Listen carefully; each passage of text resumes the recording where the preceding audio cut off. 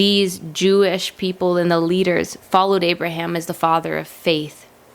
And Abraham himself pointed to Jesus. And Jesus was standing right in front of them. And he's saying to these Jewish people, Abraham knew who I was.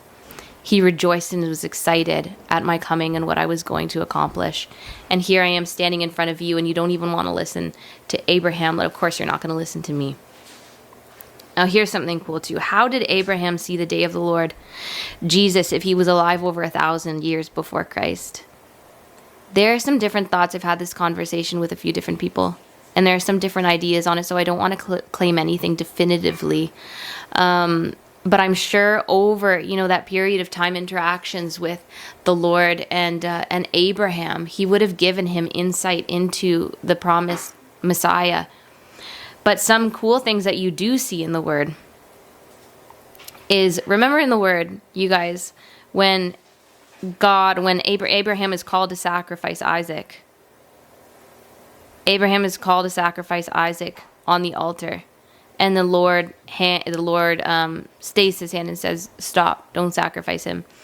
That in itself was a prophetic vision into what Jesus did for our sacrifice. God was showing Abraham, this is what I am going to do through the sacrifice of my son.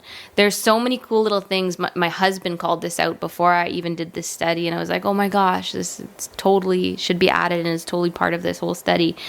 You have Abraham, the father of Isaac, the father going to sacrifice the son.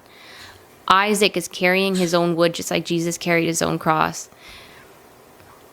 Adam, you're going to have to remind me of all the little things as I name them off. So he goes to sacrifice his son. He carries the wood like Jesus carrying the cross. He laid himself down willingly. People think that Isaac was this little tiny kid.